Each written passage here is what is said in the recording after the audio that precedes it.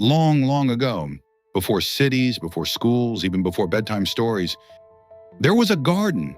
And in that garden lived the very first people, Adam and Eve. But they made a choice that changed everything. Even though they had to leave the garden, God still loved them. He gave them a new beginning. And soon, they had a family. 2 boys, Cain and Abel. This is the story of those 2 brothers, how one made a good choice and the other made a mistake. But even then, God didn't give up on him. Because this story isn't just about them, it's about us too. And it reminds us, the Bible isn't just a book from the past. It's a living story, still being written today, one choice at a time.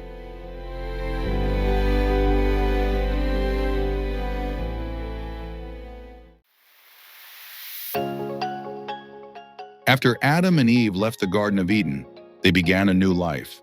Though life was harder now, God was still with them. And soon, their family began to grow. Genesis 4:1.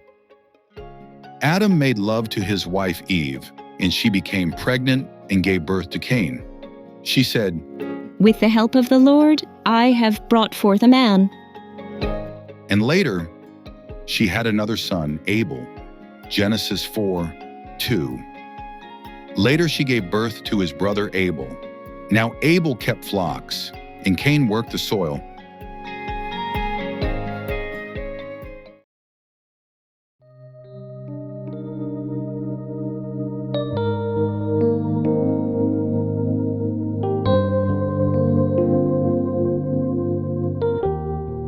One day, both brothers brought a gift, an offering, to the Lord.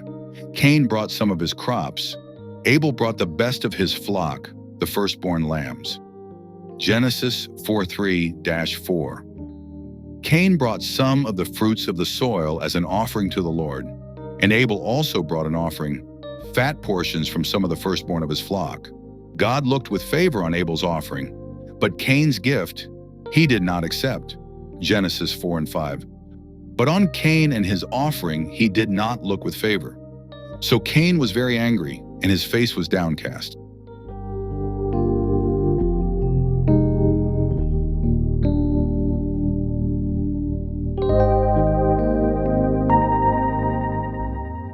God saw Cain's heart, and he cared enough to talk to him. He gave Cain a chance to make things right.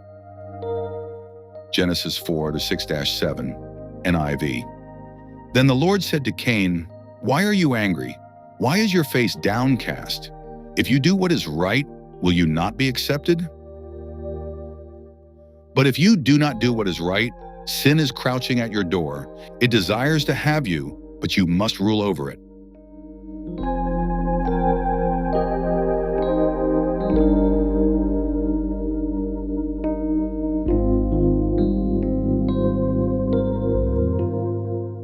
God came to Cain again, this time with sorrow. He asked him a question. Genesis 4:9.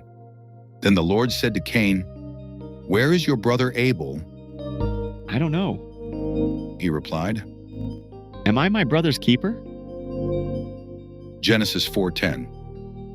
The Lord said, "What have you done? Listen, your brother's blood cries out to me from the ground." God gave Cain a consequence. He would no longer grow crops easily. He would wander the earth. But even then, God did not stop loving him. Genesis 4:15. But the Lord said to him, "Not so. Anyone who kills Cain will suffer vengeance 7 times over." Then the Lord put a mark on Cain so that no one who found him would kill him. This is a hard story, but it shows us something powerful.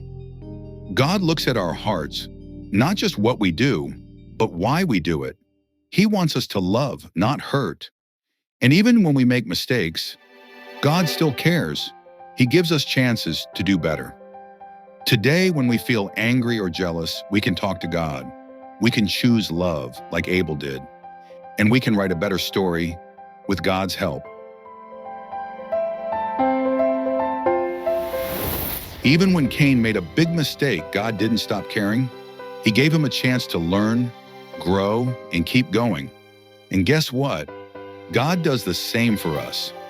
Sometimes we feel mad, or jealous, or like life isn't fair. But every day we get to choose. Will we let our hearts get heavy? Or will we listen to God's voice and do what's right? God sees your heart, and He loves when we choose kindness, honesty, and love. That's how you help write His story, right now, right where you are. Now here's something special you can do. Tell someone what you learned today, maybe your brother or sister, a friend, or even a grown-up. Ask them this: what do you think it means to be your brother's and your sister's keeper? Thanks for watching. Keep shining your light, because God's story is still being written with you.